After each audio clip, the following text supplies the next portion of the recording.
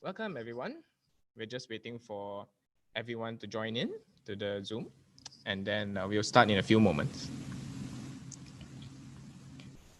Ooh, many participants. This is nice. Hello, good morning. I see the chat.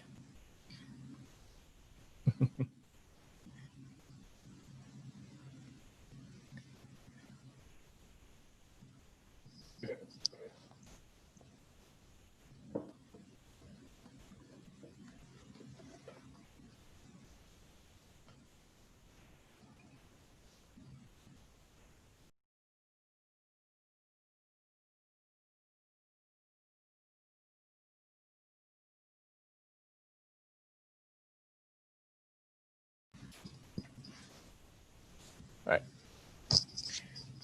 It's been 1 minute. So, good morning, good afternoon, good evening, and hopefully not good night to all the participants today. Welcome back to the third day of Leadership Energy Summit Asia 2020. My name is Daniel Pang, and I am an MBA candidate at Asia School of Business. I will be your master of ceremony for the third day of transformation. Hopefully, we are going to transform your thoughts today. So take a lot of notes, ask a lot of questions. Please use the Q&A function.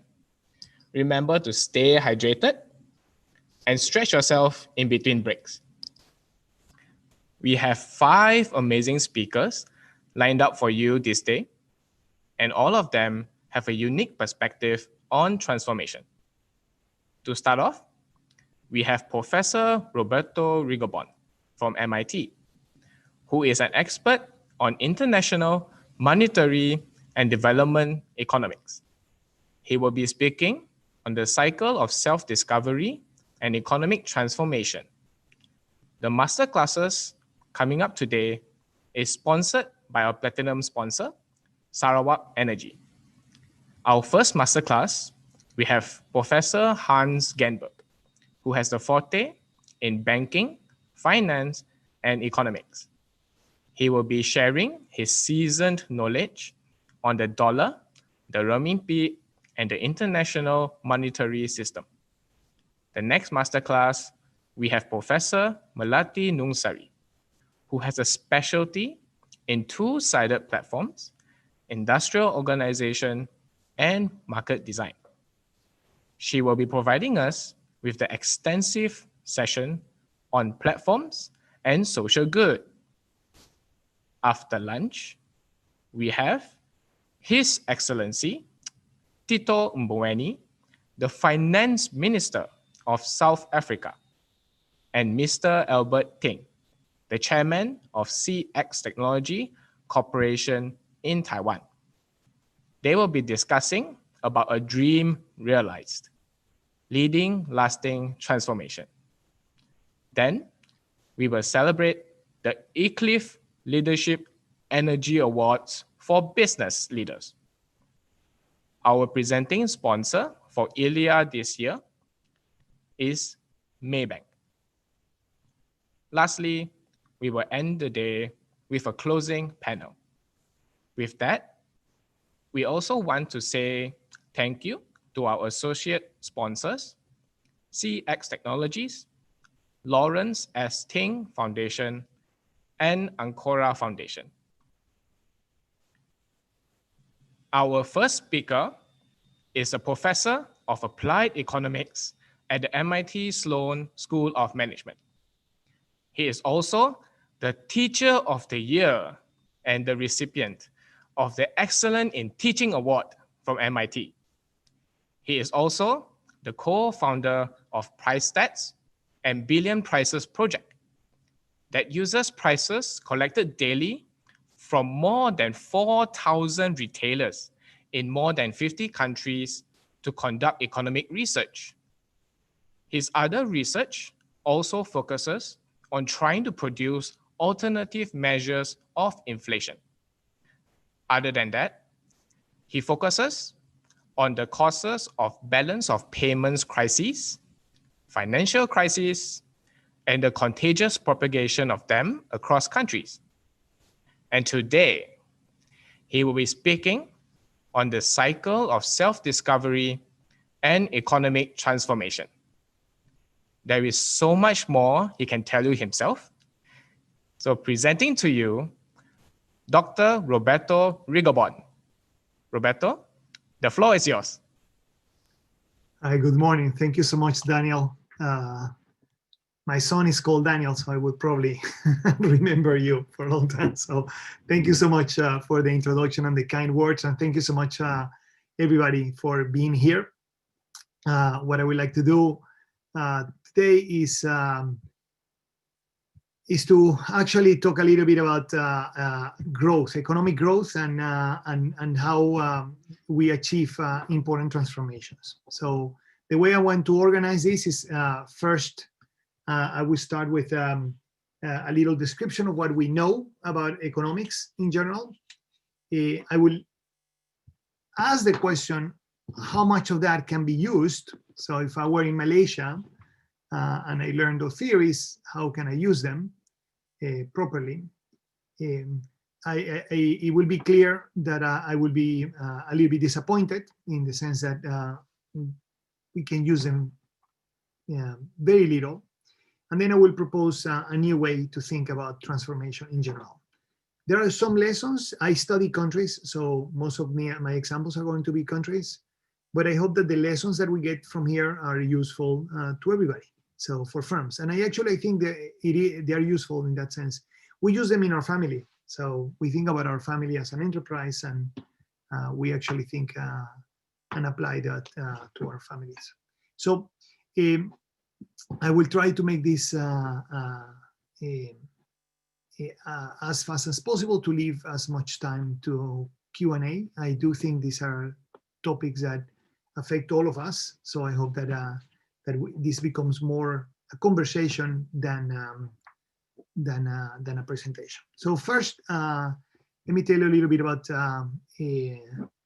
what are the theories that we know about economic growth. And the question that we always ask is why countries are rich and why poor countries are poor.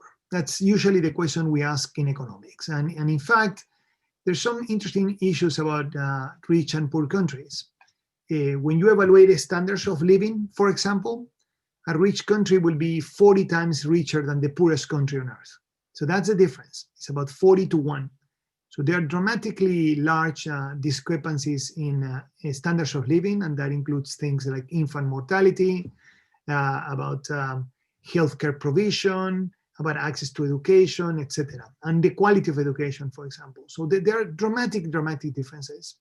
What is super sad about that is that if a country was poor in 1965, very likely still is poor today. There are some exceptions, of course there are, and you live next to one, which is Singapore.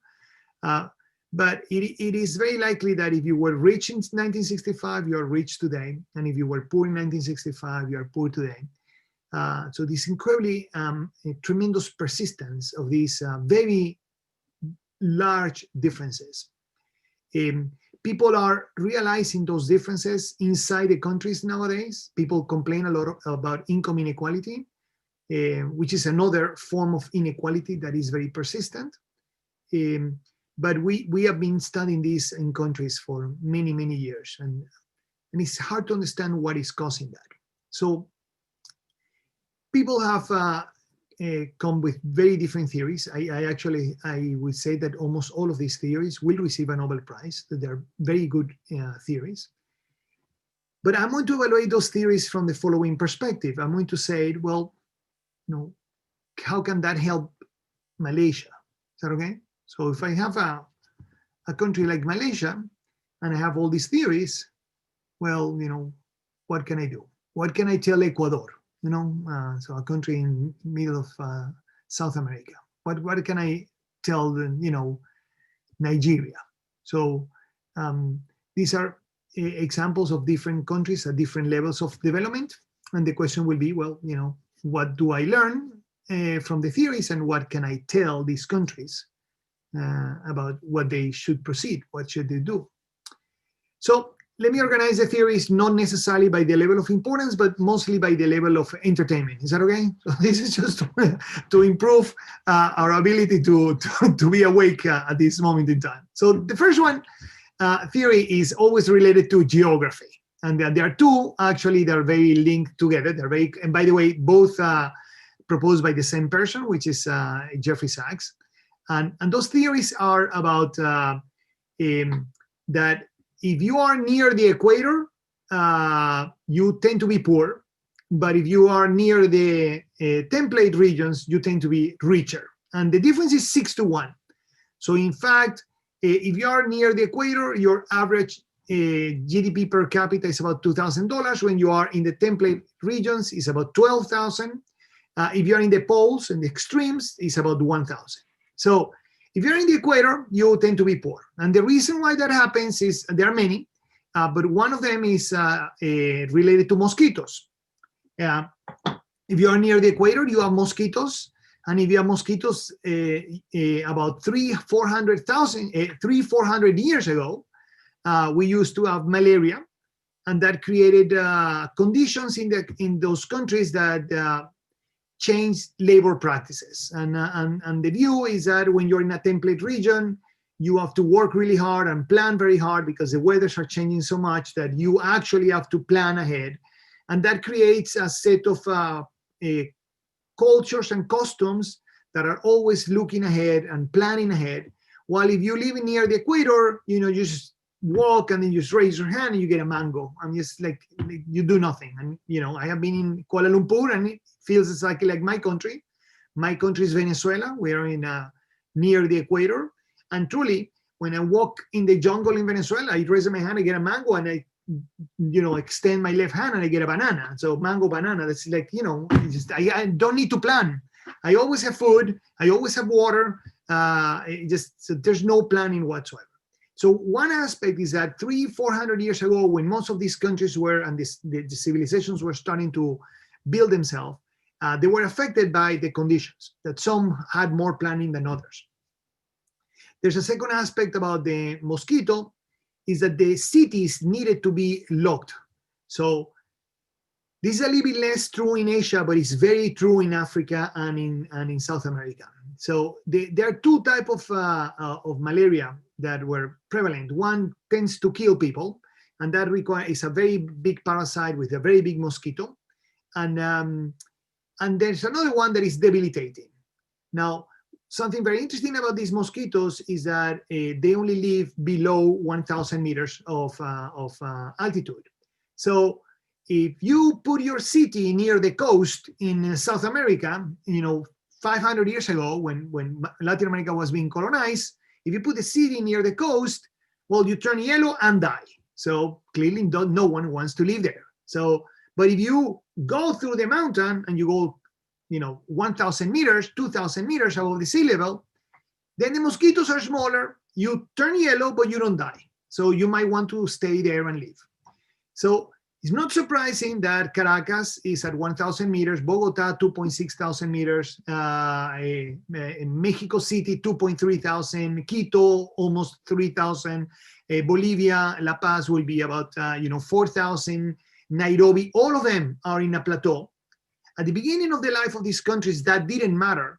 But when the Industrial Revolution occurred and knowledge needed to be transferred in machines, these cities that were locked down suffered tremendously. So these reasons are very related to the geography. It's about mosquitoes, about the weather. And even they are actually incredibly, incredibly powerful. If you look at the United States, the poorer part of the United States, the south, the one that is closest to the equator. The poorest part of Italy, the south, closest to the equator.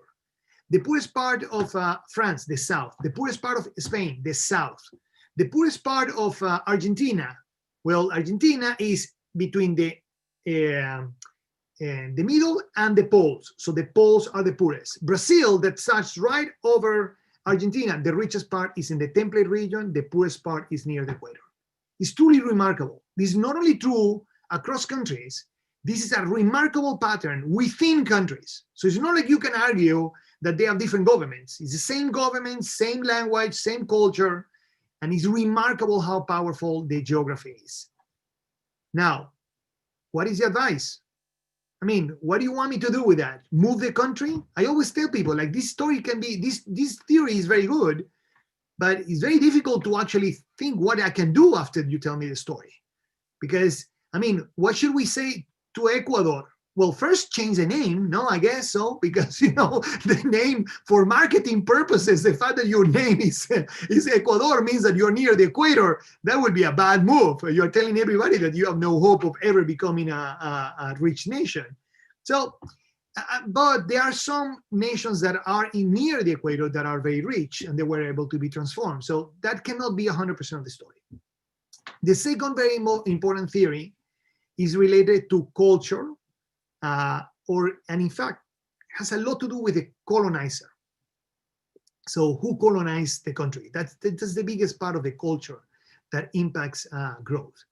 So countries that were colonized by the British tend to perform much better than those that were colonized by France, Spain, or Portugal. And those tend to be better than those that were colonized by the Dutch, the Germans, and the Italians. And those tend to be better than those that were colonized by Belgium. And those are better than those colonized by the Russians and the United States. So, or the protectorates. And here colonization is very broadly defined. So, for example, a protectorate will be interpreted in that literature as a colonization, which is a military presence for a long period of time. They don't talk about economic colonization, but several of the researchers are thinking about economic colonization as part of having a big impact. The idea is that one country has a very big impact in the culture of another one. So, for example, the United States had a tremendous impact in Venezuela, my country, through the oil industry. We were never colonized by the United States, but actually we have many words in my Spanish, in the language that I speak, that are the Venezuelan way of pronouncing the American word. For example, I don't know if you know, but we tend to call the Americans gringo, which is Gringo. But actually, what they meant to say was green coat. But it was hard for us to pronounce green coat, so we said gringo, and that's and we have many words like that. I'm telling you. So there's something about a country presence in one or the other that have a tremendous impact in the culture, not only on the language, but also on how we behave. And in fact, the pattern that I told you is kind of the one that we find in the data. So, you know, the UK, the British had a much better economic performance. The countries colonized by Britain had a much better performance afterwards. Then comes the French, Spanish, the Portuguese, and then comes the other European countries, and lastly, all the newer countries. So anyone that is being colonized by the United States or Russia or the newer countries, they perform horribly. So the new colonizations tend to be horrible, much worse than the ones that we had 500 years ago. Okay, so why should I tell Ecuador now? So imagine, we go to Ecuador and we said, you know, guys, you are near the equator, so that's one strike, okay, that's bad. You were colonized by Spain, that's also bad. So you should find yourself to what? Travel in time and convince the British to show up? I'm like, what is it? What is the advice? What do we tell Rwanda? Oh man, you were colonized by Belgium, so that's much worse. You are also near the equator, so I think that, you know, give up the country. I mean, like, these theories might be very good to explain why you're rich and why you are poor, but they say very little about transformation. Very little. Those are the first two theories. Let's go to the third one, okay? The third one talks about institutional quality. It says that rich countries have good institutions, bad countries have bad institutions. Now you said, wow, that sounds okay. That sounds better in the sense that now if I improve the institutions, I might get out of the situation where we are. Some of the best papers we have in this literature actually show that the most important determinant on the quality of the institution is if you have mosquitoes 500 years ago, or who was your colonizer. So actually, geography has an extraordinarily big impact on the quality of institutions today. Even though we have been 300 years apart from that moment, Still today, the relationship is incredibly, incredibly strong. By the way, it's the best predictor. So countries that were colonized by the UK tend to have better institutions. And countries that were colonized by Spain have much, much worse institutions. So, but again, by the way, many countries, and the World Bank, which is just next to the Asian School of Business, have tried for many years to improve institutions in emerging markets. And we're emerging because we have very bad institutions, and there's a vicious cycle.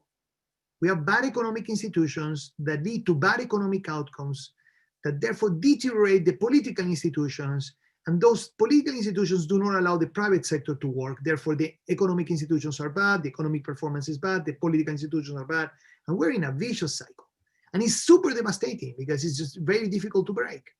It's always the best way to break it is to work on this institutional quality. So we work really hard, but they are very complicated to change. And even though we have tried for hundreds of years to try to change those institutions, and the World Bank for sure actively for at least 50 of those 100 years, we just are unable to improve them fast enough.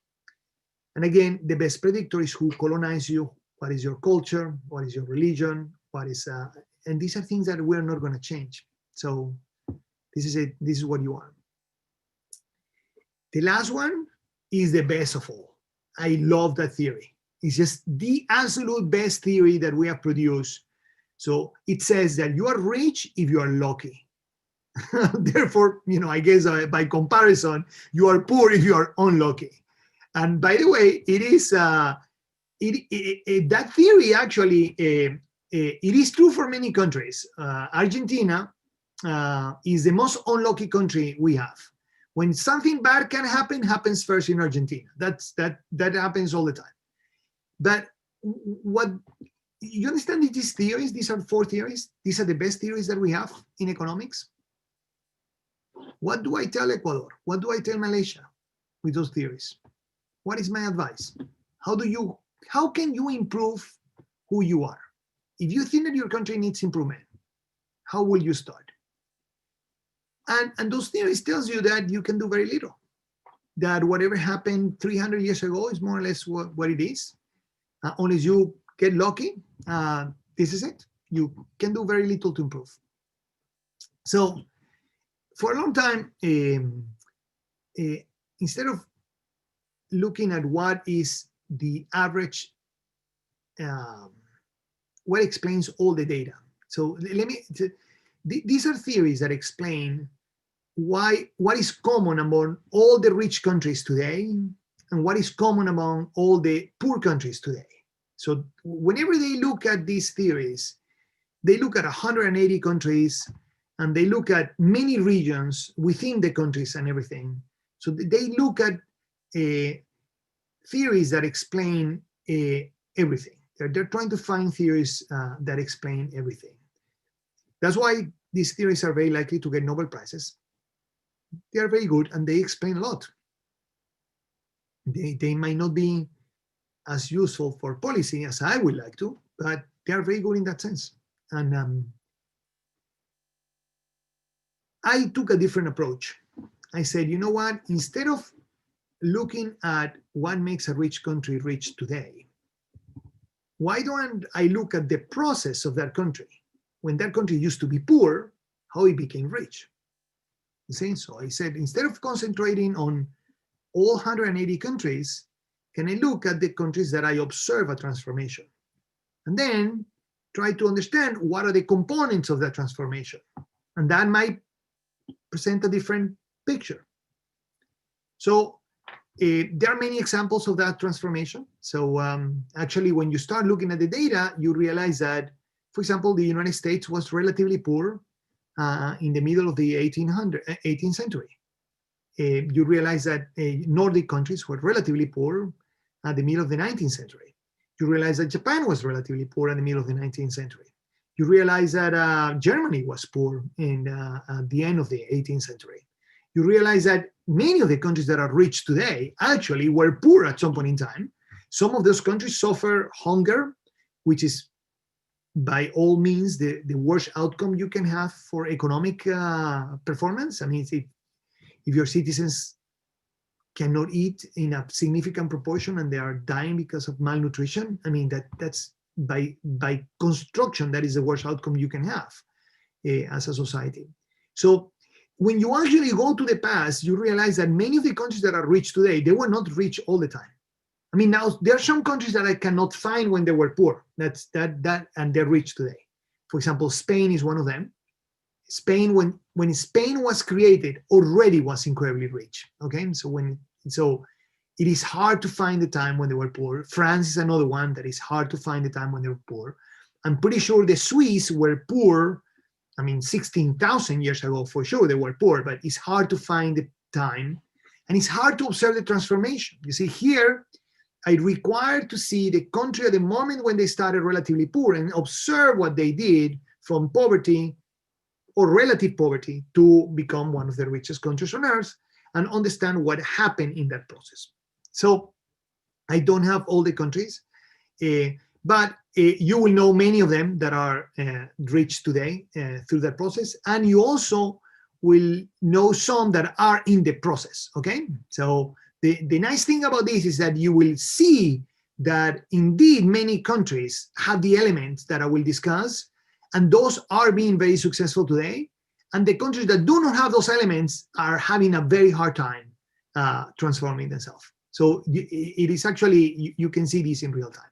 But most of the countries are the US, Japan, the Nordic countries, Australia, New Zealand, Canada. Those are the countries that are kind of relatively rich today. The countries that are on the way there will be Korea, China, South Korea. I don't have to clarify, but South Korea, China, Singapore, for example, were there.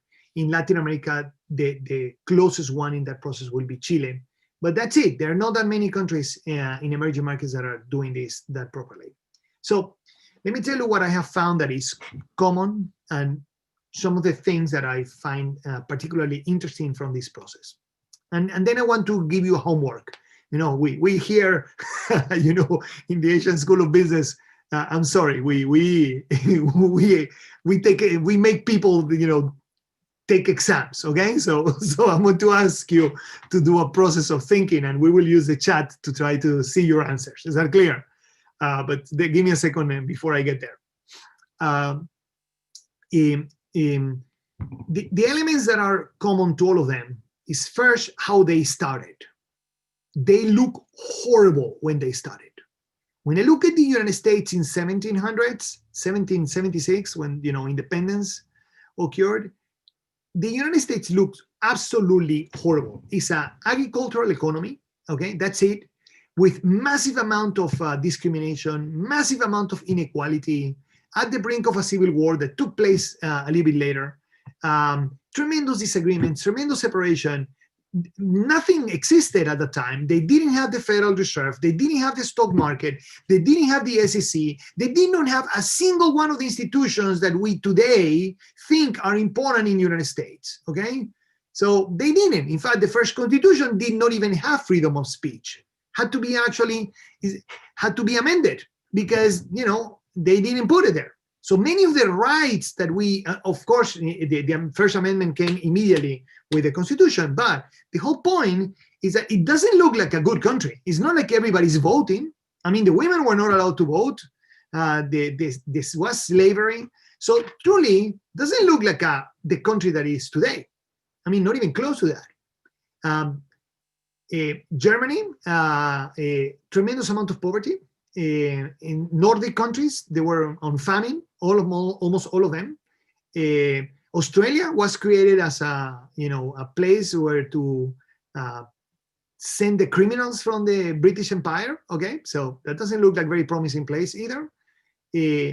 Almost all of these countries were in very bad shape. In Japan, in the middle of the 19th century, it was a relatively poor country. Was mostly producing agriculture, very little manufacturing, if any, at all. A very abusive government and a very abusive system of government. Horrible place. Looked like a horrible place. I love that. I absolutely love that. Because when I look at a country and it says, we are a horrible place, I said, yeah, I know many countries that are rich today that they used to be horrible too. It's a hope. So there's hope. So there's hope for all the countries that feel that they're in a hopeless situation. There's hope for a lot of the cities that feel that they're in a hopeless situation. Because actually, when you look at history, we look horrible before, really, really horrible. So that's one. The initial, there's no precondition for growth. That's the first point. In most of these places had different colonizers. Most of these places had, some of them were never colonized, and they were able to grow. In 1965, Singapore is created. That country did not even have a religion. They didn't even know what language they were going to speak. They have about $600 per capita. Poor, super poor. The first three policies that they try are a complete disaster, one after the other. And after that, one success after the other. Incredible. Today, almost standards of living of a rich country with extremely high income per capita. Remember, income per capita is not everything. You need other things to be considered a rich nation, but they are on the way there. I mean, very clearly.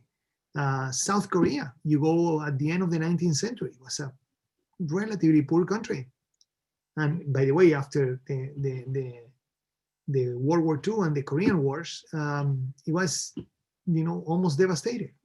Surprisingly, they are growing like crazy and very consistently. One interesting thing about all of these countries is that process took 100 years. All of them. United States was a relatively poor country in 1780. It became the richest country on earth by 1892.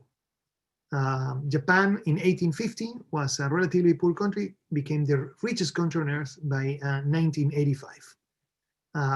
The Nordic countries were relatively poor at the beginning of the 20th century. They become the richest country on earth by the end of 1990. Germany is a similar period, from 1880 all the way to 1975. So all of these countries took 100 years. So preconditions are not needed. You can be ugly, but you have to be consistent for 100 years. And the question is, what creates that consistency? So these are the three elements. So what I want to do is to show you my iPad. Let me just share my iPad, and then we come back. Okay. So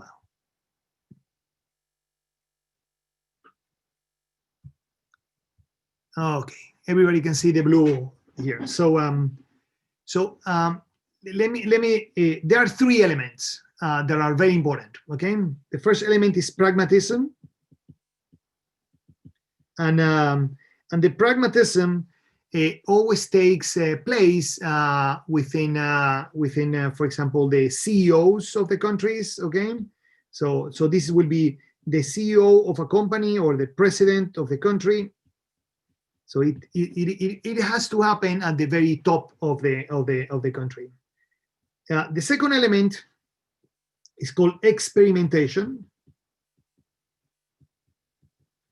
And the beauty of experimentation is that it doesn't happen at the top of the country. It actually occurs in the local governments, okay, or the business units. And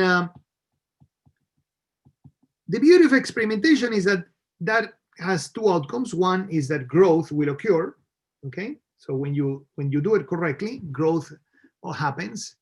And sometimes experimentation is, you make a mistake, is costly, and that produces harm. So either experimentation produces growth, or there's a mistake. Okay, so there's a mistake here, and the mistake is paid by the workers.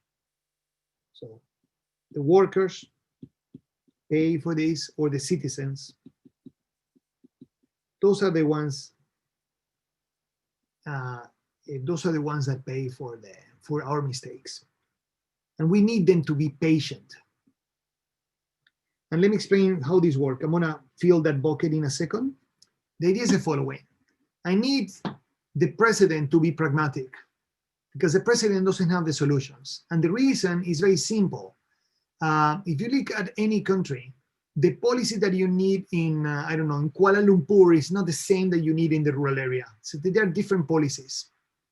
So I would like the local governments to tell me what they need. And sometimes the local governments are going to say, I need a school, but I'm the president. I just think that education is not important. But they are telling me that it's important for them. So it should be pragmatic enough that doesn't matter what my ideology is that I will allow you to do what you think is good for that region, for that city, for that municipality. You can go even to smaller aspects.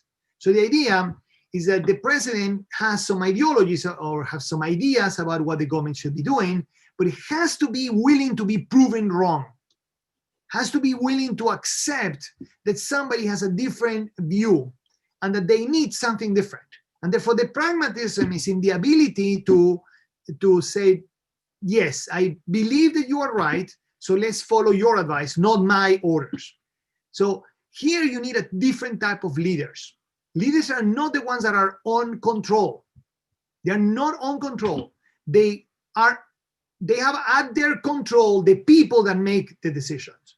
Now that's the difference. So the leadership is to understand here that the power is not to do what you want, it's the power is that you can influence others so they can do what they need. And that is the beauty of experimentation. So pragmatism means I have some ideas about what has to happen, but I'm willing to be proven wrong. So I allow the local governments or the local business units to tell me what should happen. They try it. And sometimes they're going to make mistakes. By the way, if they do it right, then repeat. Is that clear? So if you find a good idea, repeat it many, many times. But if by any chance you make a mistake, the problem is that they are not going to pay for the cost of that mistake. Usually it's going to be the president. It's going to be me. Because, they're going to revolt, they're going to be upset, and they're going to blame me because I allowed someone to do the experimentation. So the only way I am going to allow someone to do an experimentation is that if the workers are patient with me. I need patience. And that requires something that is called a coordinating device. I'm going to say what is that. It's a little bit more complicated than patience. It's a vehicle that allows individuals to be patient. The coordinating device is the answer to one of the following three questions. By the way, I ask these questions to every country I go, okay? And my questions are go in this order. In fact, I always ask this to the person in passport control, but I always ask after the passport has been signed. Is that okay? So they stamp the passport, so I know I can enter the country, and then I said, well, I'm a professor at MIT, can I ask a question?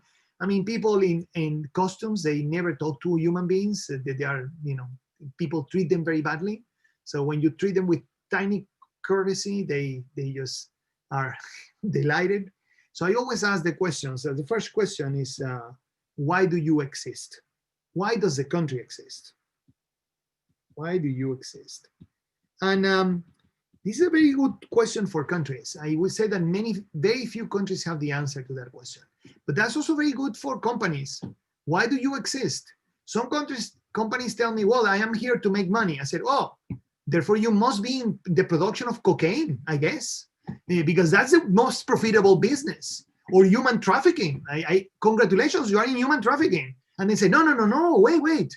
I am not in human trafficking. I am not in drugs. Said, therefore you are not here to produce money. So why do you exist? Because if you are here only to produce money, you should be involved in a lot of criminal behavior. So you're here to produce money given some moral compass. Okay, tell me something about your moral compass. Okay, you're not here just to produce crime. And therefore, why do you exist? And in fact, when you ask that question, very few companies have an answer. And I think it's a very important question to ask first. But I don't mind when they don't ask me that, they don't answer that question, then I ask the second question, okay? Which is, do you have a reason to make a sacrifice? And the idea is, are you willing to make a sacrifice for someone that you do not know? That's the question. Are you willing to make a sacrifice for someone you don't know? If that is true, then you can you are willing to make a sacrifice. That is a form of patience. And when they don't answer that, I ask, I'm going to come back to all of this, so give me just 1 second. I always ask my third question, which is, who are your heroes? Tell me your heroes. So let me explain a little bit about this. The first one is to ask about a vision of a country. What is your vision? But I am not asking the president. See, this has to be answered by the workers. This question has to be answered by the workers. The workers need to buy into the vision of the leader. So in fact, I don't ask the president. Every president of every organization and every president of every country that I have ever met, they always have an answer to the vision, which is not the vision of the people. They tell me their vision. They don't tell me what the people believe. I want the people in the streets, the taxi driver, the guy in costumes, the guy that is in the hotel, the person that is cleaning the streets, those have to share that vision. If they share that vision, then they're willing to have patience. They're willing to work toward that vision. I always ask people, what is the country you want to build? They have no idea. They always tell me what is the country they want to destroy. They tell me what they don't like about their country. I say, no. I don't care what you don't like. Tell me what you want to build. What is your vision of a country? Many people, many companies do not have that. Is that okay? So don't worry if you don't have an answer. But I think it's a very important exercise for you to think about what would be the answer that you like to have for that question. The second one is not about a vision, but it's about actually public goods. In order to actually improve the situation of every country, we need to do sacrifices for someone that you don't know. We need to pay taxes so someone benefits from that. We need to respect the law so someone benefits from that. We need to do not violate intellectual property rights because it will harm somebody else, even though I can. I just refrain myself from doing it.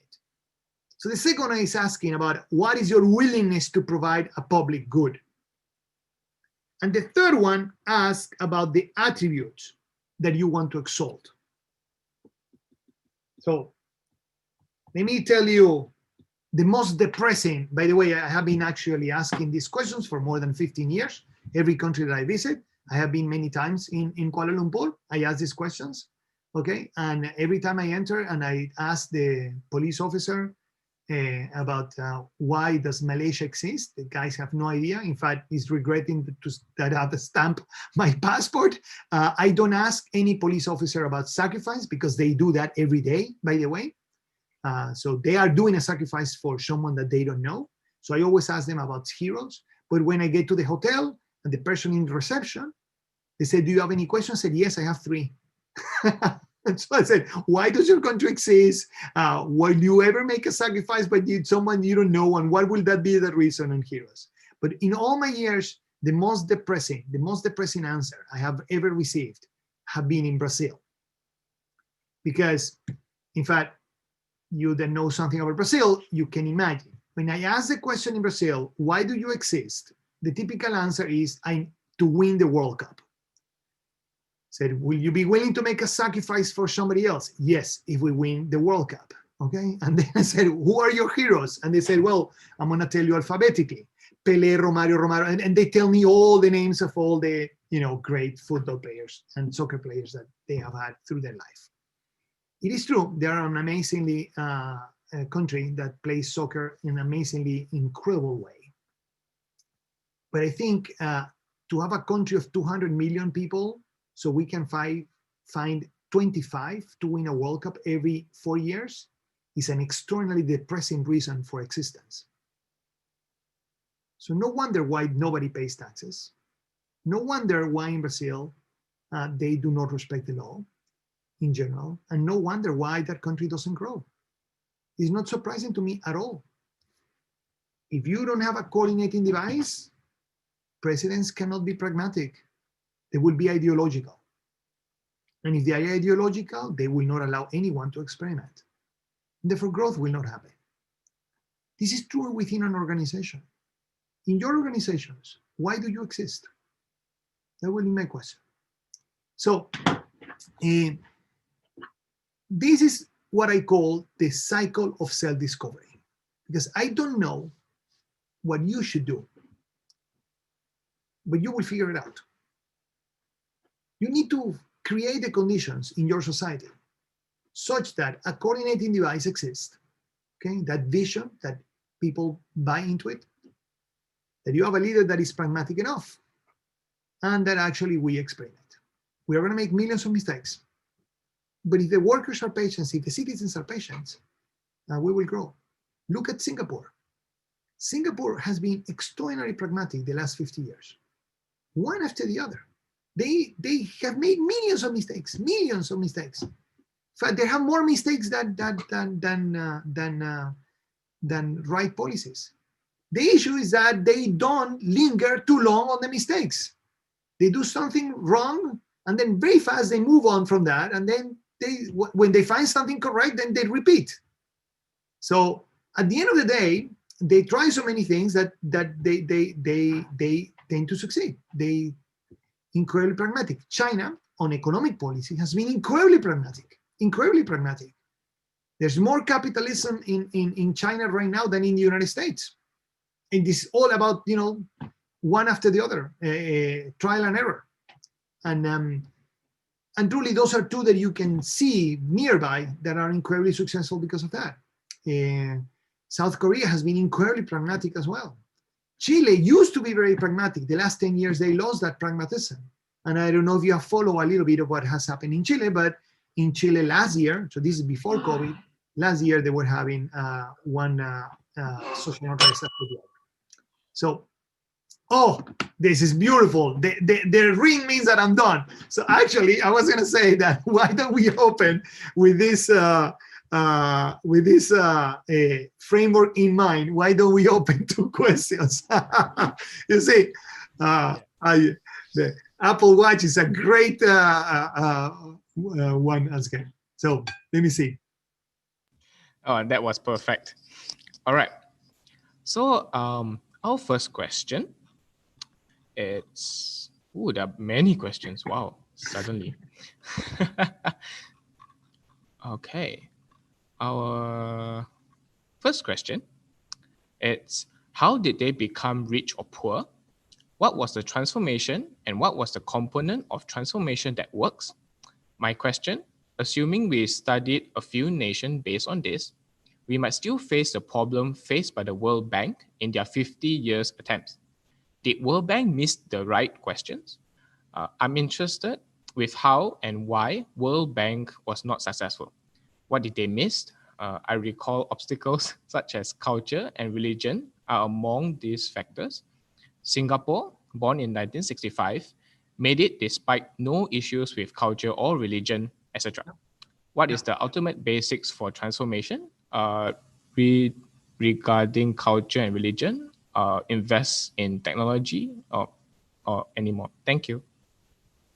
So no, very good question. So first, I do think that when I put the example of the World Bank, I have to say that the World Bank has been very successful in many dimensions. Okay, so we have half the poverty today than we used to have, 30 years ago. We have half of the infant mortality that we had 30 years ago. So the last 30 years, the World Bank has been extraordinarily successful. There's one piece of that success that is missing. Is that okay? I have many good friends in the World Bank, and the example of the World Bank was maybe unfair, the way I said it. But it is the case that many countries do not grow fast enough, okay? That we have a problem with growth. And in fact, anyone that in your region, in Malaysia, in Indonesia, in the Philippines, they are obsessed with growth. And the reason is because it's really hard to come by, extremely hard to come by. And then you get 10 good years and then it slows down. And then 10 years and it slows down. And therefore, or you face a crisis, which is worse. So you actually take a step back. So in general, it's because it's very difficult to produce that. And they have worked really hard on trying to improve the institutions, which is kind of the only avenue that the theories have provided. And they have put a lot of emphasis on that. And my point is that the institutions have not changed a lot. It's very difficult to change it. It's very difficult to improve them. And so that's the part that they are missing. Now, in the process, they have produced tremendous amount of wealth. So maybe I was a little bit unfair with that comment. The ingredients is exactly what I said. You have a country like Singapore that has a very strong coordinating device. Singapore says, and in fact you can see that all the time, is that they're always thinking that there's a threat outside that might hurt the country continuously. And therefore, they always fear that a foreigner is a threat, that the war is a threat. And that implies that doesn't matter how successful they are, they're still thinking about how can they be more successful to protect themselves. It's an incredible, strong coordinating device. In fact, you can almost all the speeches start by saying, look how beautiful our city is. However, something is going to kill us. Always implicit in the statement. So that statement implies you cannot be satisfied with what you have achieved. You have to work harder, and therefore we all have to educate and pay taxes and so on. And people work really hard. And everybody in the country shares that vision. In China, for many years, I would say that between 1978 and 2000 maybe, the statement was, we are not going to return to the mistakes of the Cultural Revolution.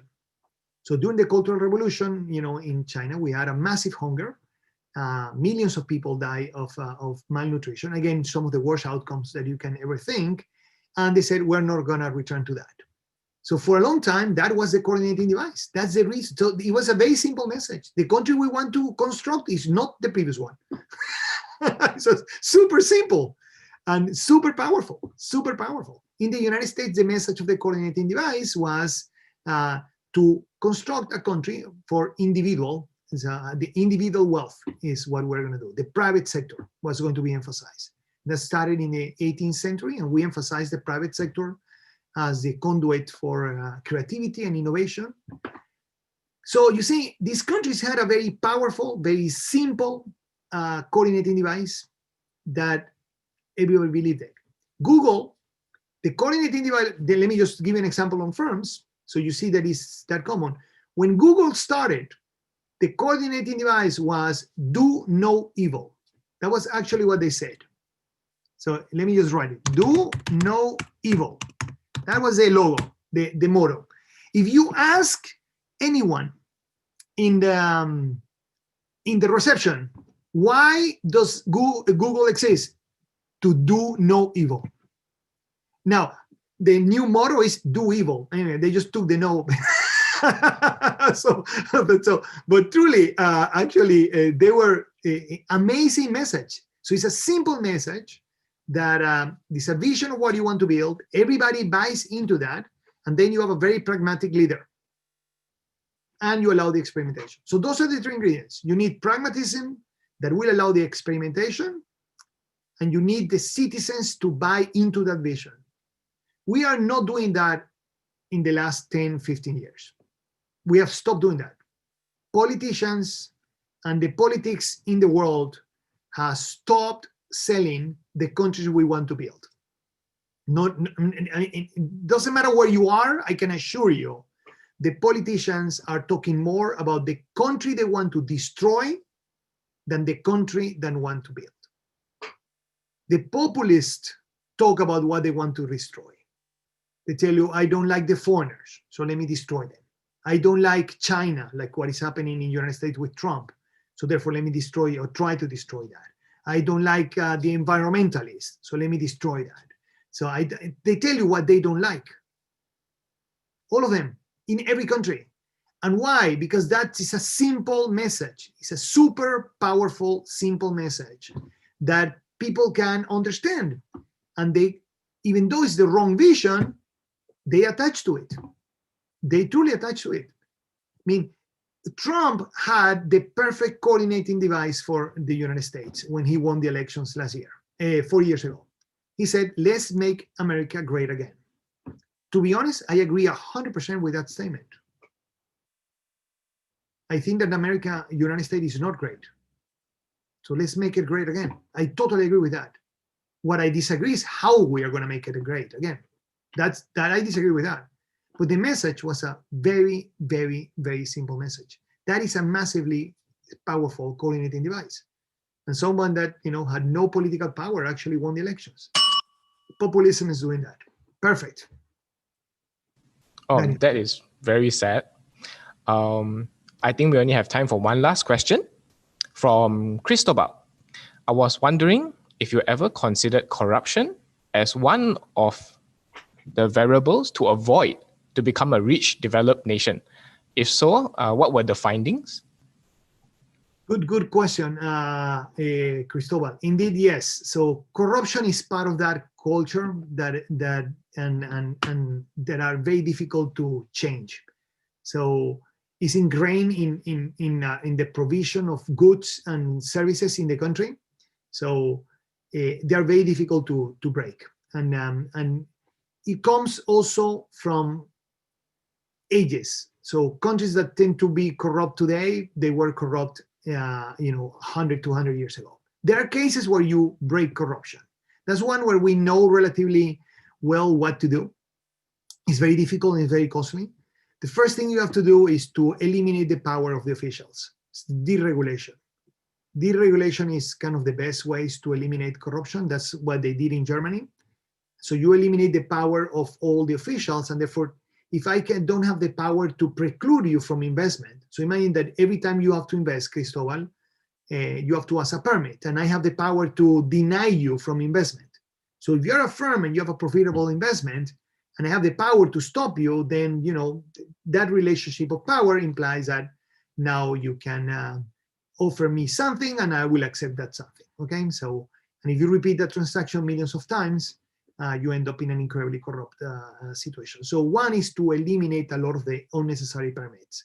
So that's one of the things that they have done. And the other, so it's not enforcement. Truly, people think that it's enforcement. Actually, the best way to eliminate it is by eliminating the permits that we have and the power of the permits. The second one, the best one, is transparency. Is that you make everything transparent.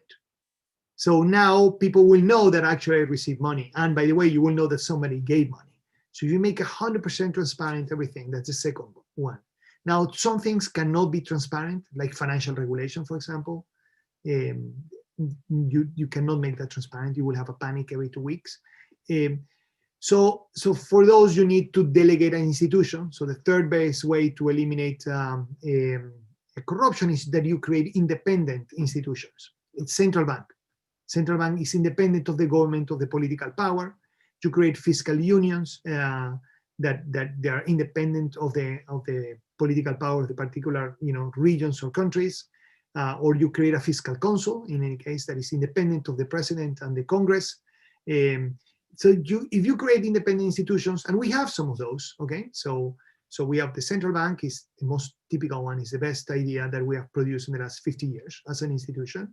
So we created one that was independent and transparent, and it worked amazingly well. Fiscal authorities have worked tremendously well in some of the Nordic countries and in Chile. Incredible performance.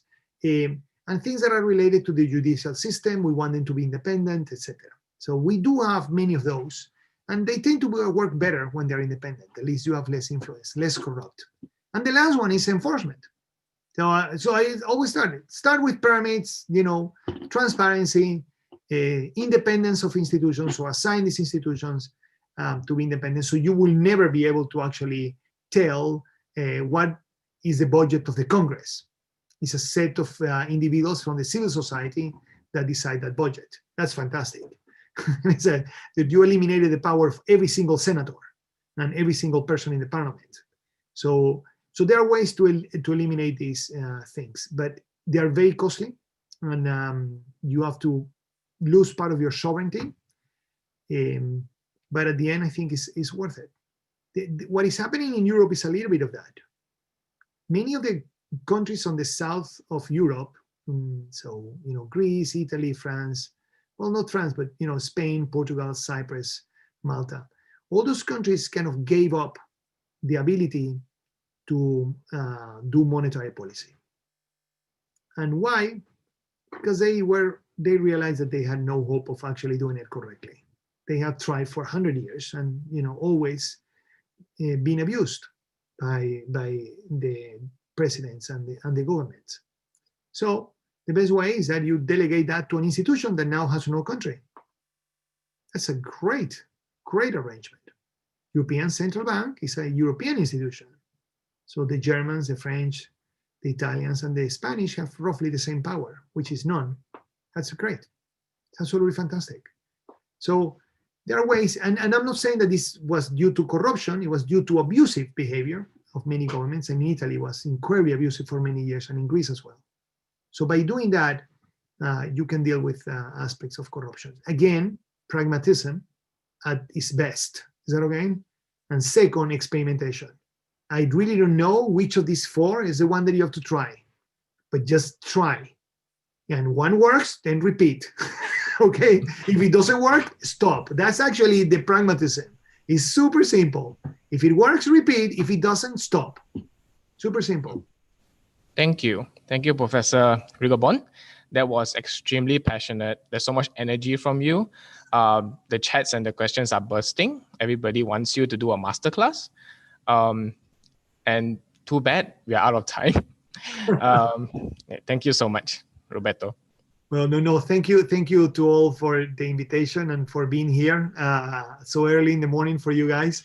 It's a great pleasure, and I would love to give a masterclass. Just tell Charlie Fine. I always say yes to Charlie, and I know that you have Hans coming next. I have known Hans for I think almost 20 years. I love this guy, so please come to his session. You're going to learn tremendous amount from Hans in his next talk. So all right. Thank you to everybody. Good night from here, and I hope that you have a wonderful, wonderful day there. Bye-bye. Yeah. Bye-bye. ASB will actually have an executive education. The promotion is in the chat box below. Maybe you can also visit an opportunity with Professor Roberto Rigobon. We would like to take a moment to thank our sponsors for their support. Ilya sponsor, Maybank, Platinum sponsor, Sarawak Energy, and our associate sponsors, CX Technologies, Lawrence S. Ting Foundation, and Ancora Foundation. We also have an evaluation link at the chat box, so we would kindly appreciate for your feedback. All right, so up next, we will have our first masterclass. Roberto has already mentioned about Professor Hans Genberg. He'll be speaking on the dollar, the renminbi, and the international monetary system. And later, we have Professor Melati Nungsari speaking on platforms and social good. We will see you in less than 15 minutes.